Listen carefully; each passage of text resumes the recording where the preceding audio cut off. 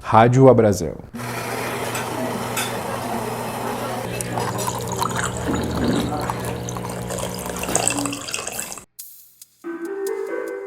Eu gosto dos processos bem claros para que no meio do caminho a gente nem se perca e a gente consiga ter sempre espaços para estimular a criatividade.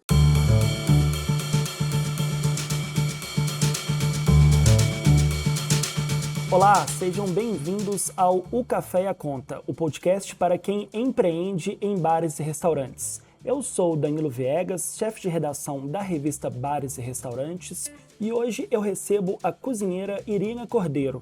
A Irina nasceu no Rio Grande do Norte, mas hoje mora em São Paulo, cidade que escolheu para abrir o seu restaurante, Cuscuz da Irina.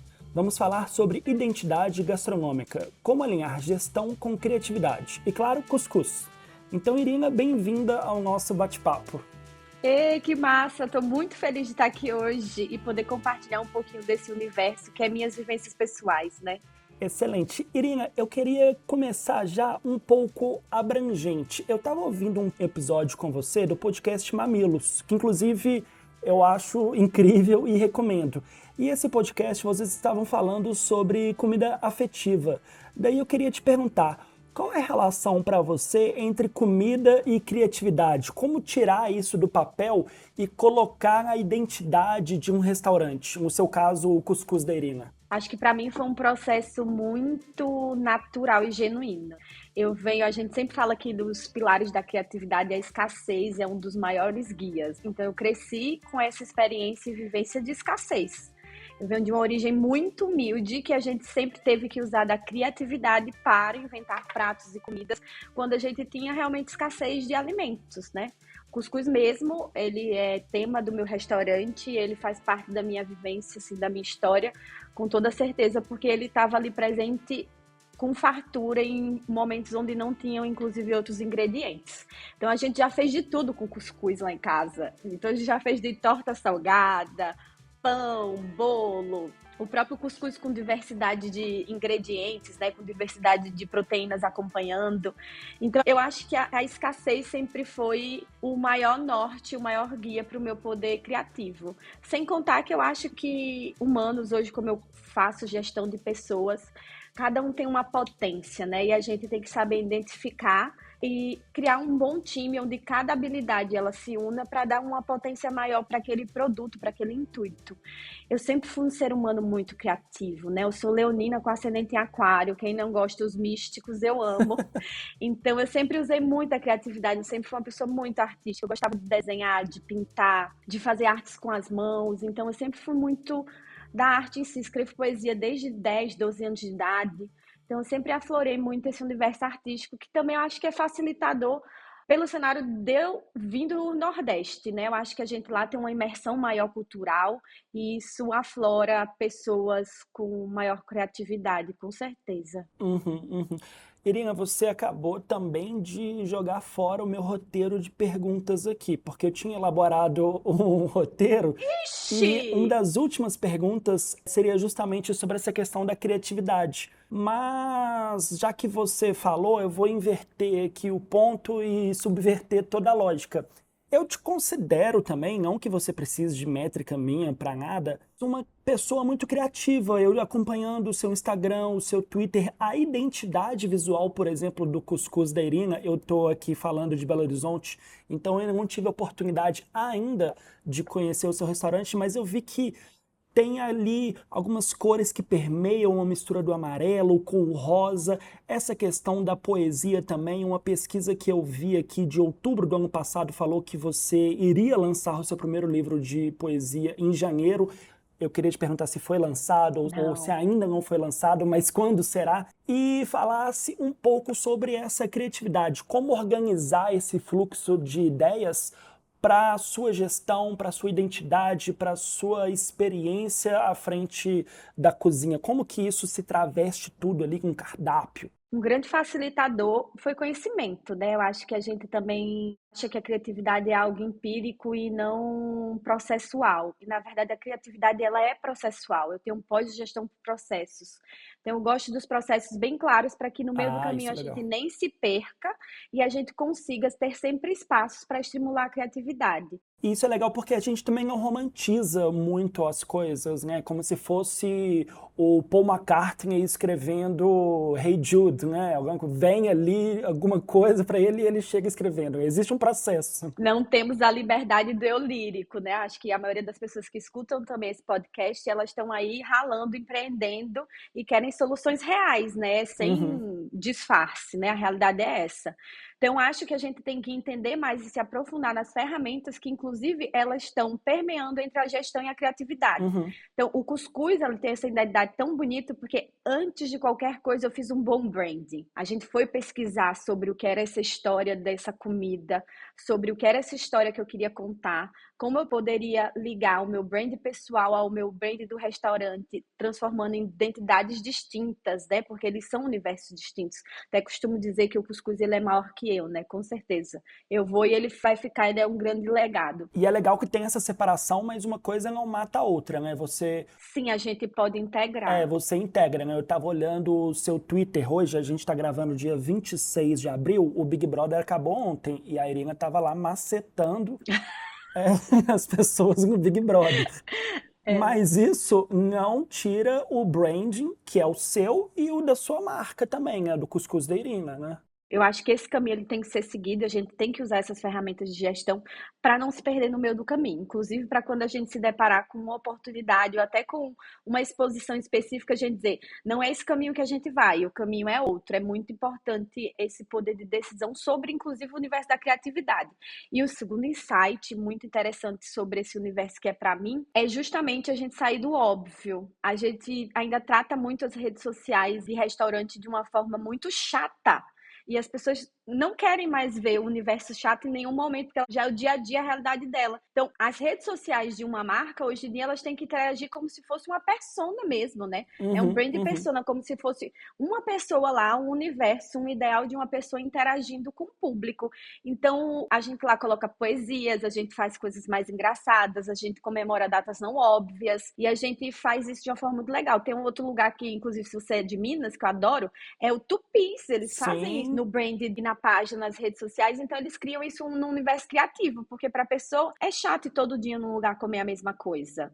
Então tem que ser divertido, eu tenho que atrair esse público através de lá, e hoje em dia essa ferramenta ela é gratuita, né? uhum. Não que é gratuita, assim, o Instagram, as redes, elas são gratuitas, claro que a gente tem um Tá ali investimento de permeando para você marketing pegar para para si, isso, né? mas a gente tem que Uhum. começar a usar a nosso favor. E aí contratar pessoas antenadas e que vivam esse universo para fazer isso muito bem. Então a gente faz pesquisa de mercado constante, a gente vê tendências, a gente vê esse universo para onde a gente está caminhando. Então, essa criatividade toda, ela é mais científica, exata e de gestão do que algo que realmente parece um artista plástico pintando uma coisa que nem sabe que vai ser vendido. Não, tem uma pesquisa ali atrás. A Exatamente. gente ter mais certezas nas nossas rotinas. O Cozinha Tupis, inclusive, que está no ranking feito pela revista Exame dos 100 melhores restaurantes do Brasil. Apesar de ter algumas polêmicas nessa lista da Exame, ele tá lá e eu, como um bom mineiro bairrista, Ama, né? Eu sou fã também.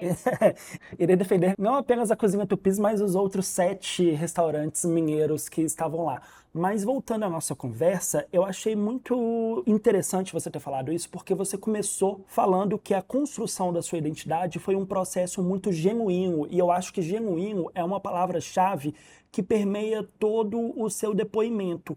Eu concordo com você essa questão das redes sociais, e eu digo mais, eu acho que hoje está tudo muito pasteurizado, sabe? Tá muito mais do mesmo. As pessoas pegam, pode ser até uma boa fotografia, mas ele não tá contando a história, não tá seduzindo, não tá sendo próximo, né? Então, essa questão que você traz da autenticidade, poxa, você falou a sua relação com o cuscuz e você não estava romantizando essa questão da escassez, você estava lidando com a sua realidade. Jamais. Então é algo autêntico. A autenticidade aliada a essa gestão de processo pode ser o pulo do gato ali para sua criatividade estar sendo explorada da melhor forma e tá ali sendo colocada no seu cardápio também, na decoração do seu restaurante, na forma de atendimento dos clientes. É mais ou menos por aí ou eu estou viajando na maionese? É exatamente isso. Eu acho que o CMV, unido à gestão de pessoas, são hoje em dia a maior dificuldade de todo restaurante, né? Quem vai empreender.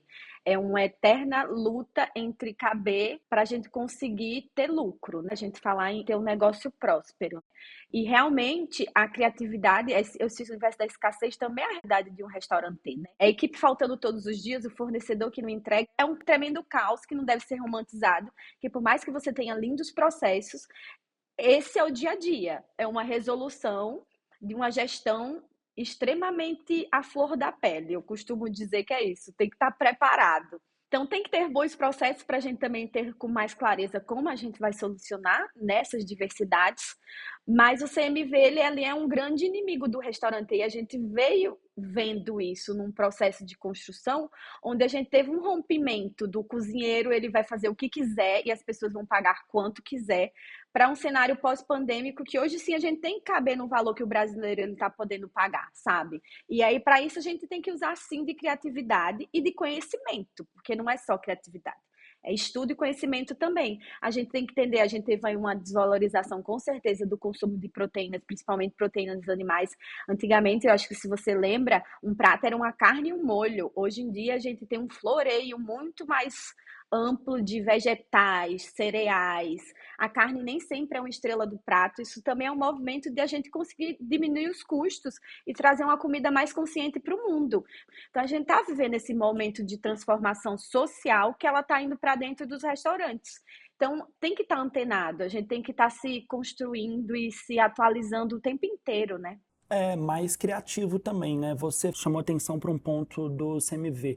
Se a sua casa, por exemplo, sobrevive de carne, você não vai poder ter muita criatividade ali, porque você vai jogar o seu ticket médio lá em cima, porque você vai ser refém do preço da carne.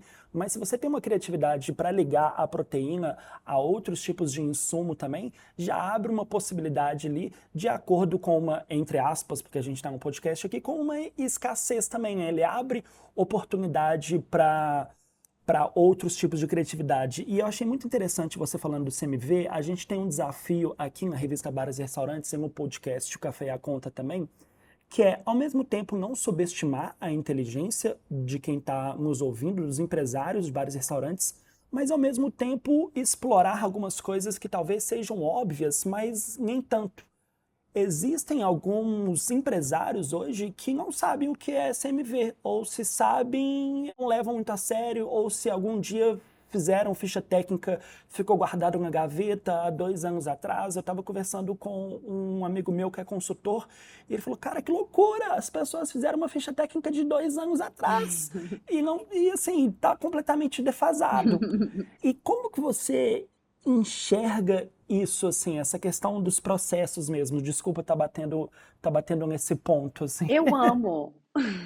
Eu acho que é uma coisa que eu falo muito pouco nas redes sociais, mas como eu tenho pós-graduação em gestão de processos, eu tenho uma empresa de consultoria em gestão e negócio desde Gente, 2016, que chique. fora dos anos que eu trabalhei com consultoria não minhas. Então, eu tenho um time de expertise nisso e falo muito que quem sobreviveu à pandemia ou foi sorte ou tinha processos da sua empresa, né? É importante a gente ter um cenário e a gente vê uma banalização ainda do universo de empreendedores sobre essas questões. Hoje em dia, ninguém precisa nem, inclusive, eu lembro na faculdade quando era chato uma aula de ficha técnica, porque era uma regra de três infinita. Hoje em dia, a gente tem É, sistemas operacionais de alto nível para a gente pagar aí R$ 400 por mês, que dá relatórios diários, que dá um espelho real da sua empresa. Imediatamente, o número que eu quiser agora, eu posso entrar e olhar pelo meu celular. uhum. Então é muito importante a gente se entender como gestor. Eu acho que o cozinheiro, ele foca muito na operação de cozinha e qualidade da comida, mas também com processos a gente consegue ter muito mais padrão do que ele tá ali todos os dias cobrando todo mundo. Esse movimento ele gera um desequilíbrio emocional também na equipe, então você gira muito gente, porque ninguém se sente capaz de fazer a comida tão boa quanto o cozinheiro, né, principal, Uhum. e eu amo descentralizar. A minha empresa é 100% processual, a gente tem processo para tudo, a gente tem processos de como lavar uma lixeira, a gente tem processos de tudo, porque também a absorção ela tem que ser mais clara para todo mundo também. Uhum. Não é que eu falando lá uma vez a pessoa vai entender. Acho que um bom líder ele tem que de fato repetir os mantras diários, sabe? Ah, eu falo todos os dias e ninguém aprende. Não, a nossa função de líder é estar lá repetindo todos os dias para todo mundo aprender, até isso virar também um movimento natural do outro. Uhum. Então é um momento sim que as pessoas têm que se atualizar. A gente tem cursos super baratos para isso, os próprios sistemas de controle hoje eles dão aula e treinamento para todo mundo se capacitar. Então é de fácil acesso. Se você quer ter longevidade, se você quer crescimento dentro do cenário de A e B, você precisa investir em gestão. Não basta só ser um bom cozinheiro hoje em dia, porque a gente tem empresas maravilhosas surgindo o tempo inteiro e a gente tem que sobreviver esse mercado que tem uma concorrência altíssima, né? Isso que você falou da qualificação me lembra muito o discurso do João Diamante, Amo! primeiro Tudo meus podcast. amigos, é só os bons, né? Ele foi convidado do nosso primeiro podcast aqui e ele falou muito dessa relação entre o empresário e os profissionais da cozinha, que o empresário quer explorar o seu cozinheiro o máximo para extrair todo o sangue, mas ao mesmo tempo o cozinheiro enxerga o patrão como inimigo e não quer se qualificar melhor. E você falou aí Exato. questões de qualificação que poderiam ajudar muito essa questão. Eu acho importante também a gente descolonizar esse romantismo, porque vai ter a parte da criatividade que você vai conseguir ser o Anthony Bourdain.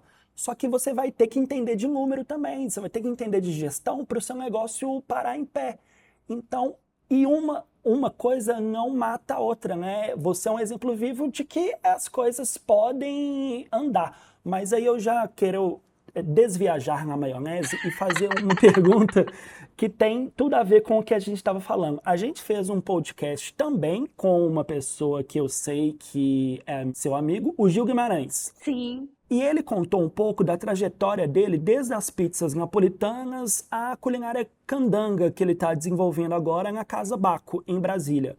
E o Gil pontuou muito essa importância de ter ali um produto seguro, um produto que pague os boletos, no caso dele, a pizza, que assegura essa inovação, onde ele pode colocar mais tempo em reflexões gastronômicas criativas, né? Isso também funciona com a sua cozinha? Como que você enxerga esse processo? Hoje eu tenho 3 empresas, né? Eu tenho a Irina Blogueira, que eu chamo ela assim, mas é a que trabalha com mídias, que a gente trabalha com publicidade e propaganda. Eu tenho a empresa de consultoria em gestão de negócios e eu abri meu primeiro restaurante, que é o Cuscuz da Irina. E a gente tem que sim deixar de romantizar esse ego e esse processo de que eu, para ser um cozinheiro, eu tenho que ter um trabalho autoral, criativo, tá lá o tempo inteiro criando e fazendo coisas. Eu vivi processos de conhecer, inclusive abrir muitas casas e conviver com muitos cozinheiros, abrir muitos negócios. E uma frase que eu costumo muito falar é que a gente tem que fazer com que os nossos sonhos trabalhem pra gente, porque senão a rotina que não vai sustentar. Você falou do Antônio Bourdain, muito me lembro, que foi um processo que nem ele aguentou aquele estilo de vida daquele cozinheiro louco, porque quem lê o livro a gente vê aquilo, né? O Ele não Cozinha aguentou. Confidencial, né? O primeiro livro dele, né? Exatamente. Que é um livraço, né? Que é um livraço. Ele se privou da vida. A gente não quer isso para os próximos cozinheiros. A gente quer cozinheiros gozando também de uma vida confortável, ganhando dinheiro com o seu trabalho, tendo tempo livre para sua família, para o seu bem-estar também, gerando negócios prósperos e de sucesso. E a gente vê uma grande virada pós-pandêmica que as pessoas querem mais comida normal. Uhum. Elas querem comida de vó, comida de casa, comida afetiva. Ela deixou de ser um hype. Ela virou uma realidade. Uma necessidade, né? Voltou a ser, sim. Uhum. Hoje em dia, se eu penso em botar uma roupa para ir para um lugar específico, que vai ter um garçom inteiramente na minha mesa o tempo inteiro, falando 2 minutos para explicar cada prato, que é uma colher, eu nem saio de casa. Eu quero Uhum. mesa compartilhada, me divertir com os amigos, música boa, festejar. A gente quer hoje outros movimentos e eu fico muito feliz porque também vai dar oportunidade para esses cozinheiros também entenderem que a gente tem que voltar ao simples. Uhum. A gente tem que voltar ao simplificado, simplificar as vidas, as rotinas, as gestões, os ambientes de trabalho. Então, acho genial o que o Gil falou, porque realmente a descentralização dos negócios é muito importante Pizza e Uhum, comida italiana sempre foi uma febre, porque é farinha e água, a gente tem um CMV muito baixo, é muito uhum. fácil de operar, é muito mais tranquilo, não é mil maravilhas, nem nunca nada vai ser, mas é bem mais fácil de operar. Já tem uma aceitação do público, né? Exatamente. Então, quando eu capitalizei para abrir o restaurante, em nenhum momento eu pensei em fazer algo de autor que dependesse de mim exclusivamente, porque eu tenho duas outras empresas. Então, a gestão do meu controle pessoal, que é uma coisa que todo cozinheiro tem muito, né? Somos controladores de natureza. Isso já vai sendo desconstruído, porque eu não poderia abrir um negócio porque que eu precisava integralmente estar lá. Eu tenho outras coisas para acontecer na minha vida. Então, isso tem uma descentralização. E o segundo objetivo ao abrir o restaurante é algo que fosse fácil de escalonar, Uhum. porque eu quero crescer, eu quero ter métricas. A gente não tem só sucesso saindo ganhando Michelin, ganhando prêmio Prazeres da Mesa, saindo em listas conservadoras. Não, esse like não paga o boleto, né? Nem é o meu foco, eu te digo bem claramente, Danilo. Assim, eu sempre, quando me indagam sobre essa questão, eu digo, gente, eu quero estar na Forbes como a maior franquia do Brasil, eu quero estar em outro lugar. Sim. Não que esse outro também não possa estar acontecendo, mas os meus sonhos, eles também podem ir para outro lugar. Eu lembro muito que quando eu me formei em cozinha, todo mundo queria abrir seu restaurante. Eu fui para a internet desde sempre, eu fui abrir minha empresa de consultoria, eu fui enxergando mercados que eram poucos explorados e graças a isso eu cheguei onde eu estou. Então a gente às vezes tem que sair desse óbvio mesmo, tem que pesquisar mercado. Acho também muito massa porque é um movimento social que hoje em dia tem profissão de tudo, né? Uhum. A gente tem maior liberdade para ser e eu acho que isso facilita os caminhos. Então se você tem uma ideia maluca, faz estudo de viabilidade, porque talvez essa sua ideia maluca seja genial, é tudo que o mercado precisa. Uhum. Esse movimento a gente já vê muito forte em São Paulo, Minas também tem um movimento gastronômico fora da curva muito maneiro, e isso vai estar chegando aí nas outras regiões. Então, vamos parar de conservar, o conservadorismo ele já está fora de moda, vamos inovar, ser criativo, fazer o simples, Em todos os sentidos, né? pensar em comida fora da comida, eu quero proporcionar história, cultura, eu quero integrar de outra forma isso, eu quero contar a história da minha família, a história do meu povo, a história do Brasil. A Uhum. gente falou de CMV, a gente tem um país que tem uma das maiores biodiversidades do mundo, eu posso contar a história dos ingredientes. Eu acho que a gente tem que ir além de que só botar uma comida boa e ser boa, porque daí a minha mãe faz, a sua deve fazer. Um Uhum. monte de gente faz comida boa, a gente tem que buscar o nosso diferencial do mercado. Irina, eu tô com um problema sério aqui com você, porque a cada resposta sua surgem umas 1000 possibilidades de perguntas em cima. Então eu vou tentar condensar tudo em uma coisa só. Vamos lá.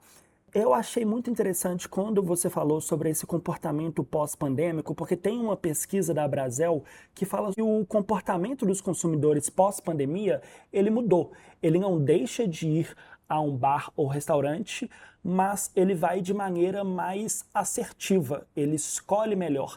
Dentro da escolha, falando do balcão para cá, o que os bares e restaurantes devem fazer? Que você falou muito bem sobre essa questão da comida afetiva.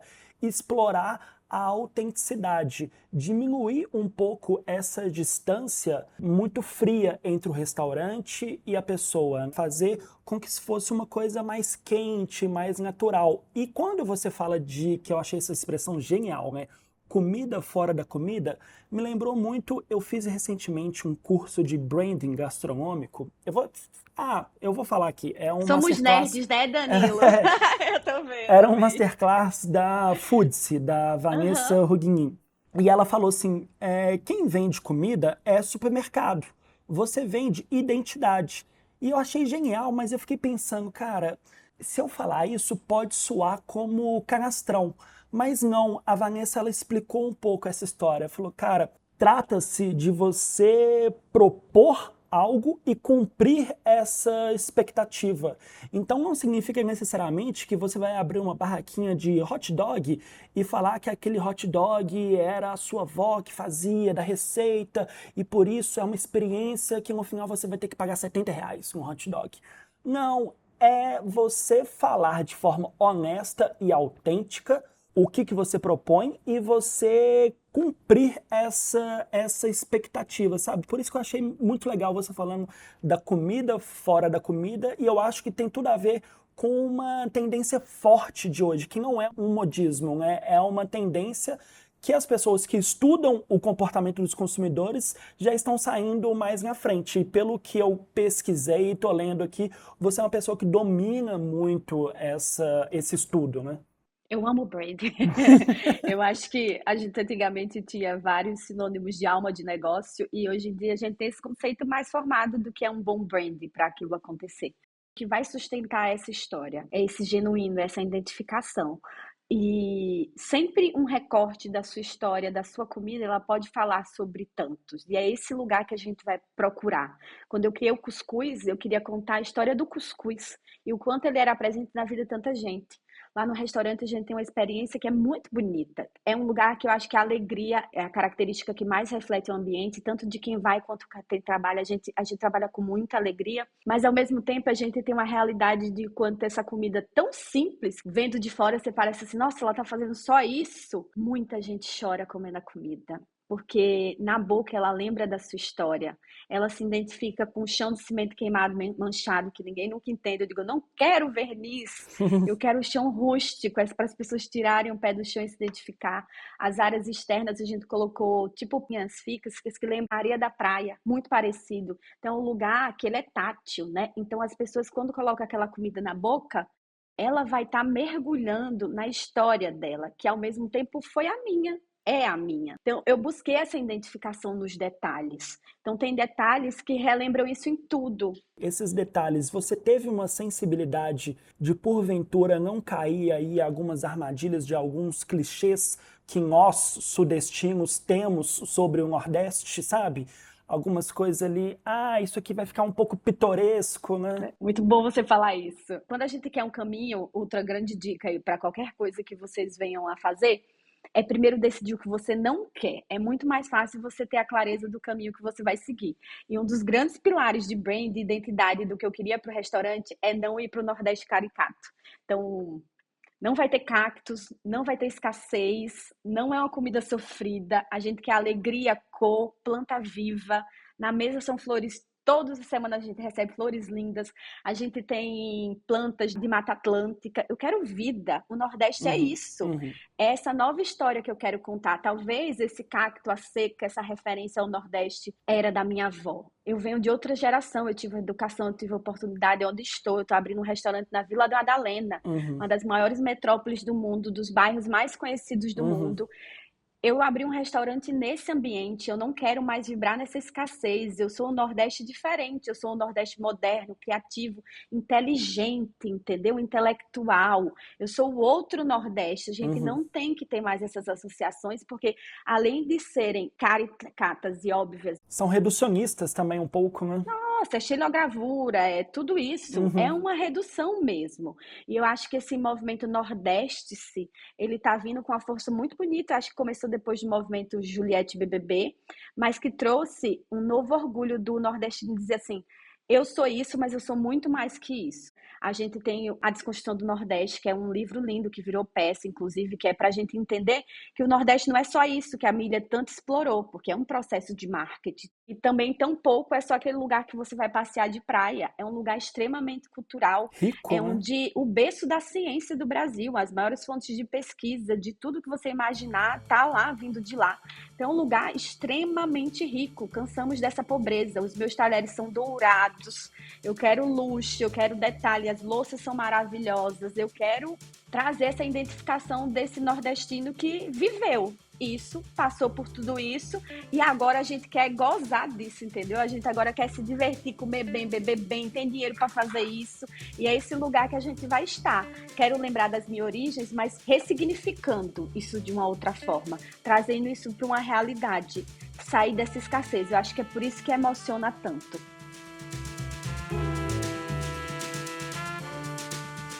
Excelente. Irina, queria te agradecer demais a sua participação. Ai, eu amei! E para a gente terminar aqui, já que você falou muito sobre essa questão das redes sociais, onde que as pessoas podem te encontrar? Você já falou que o Cuscuz da Irina fica na Vila Madalena, mas no Twitter, no Instagram, no LinkedIn, talvez daqui a pouco na Forbes. A gente porque é o restaurante, somos Irina Cordeiro em todas as redes sociais, normal, sem Y, sem nada.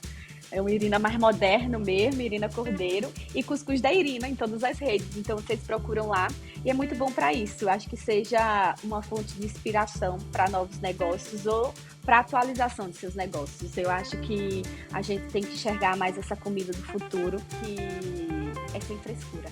Excelente, Irina. Obrigado, viu? Muito obrigada a você, amei, viu?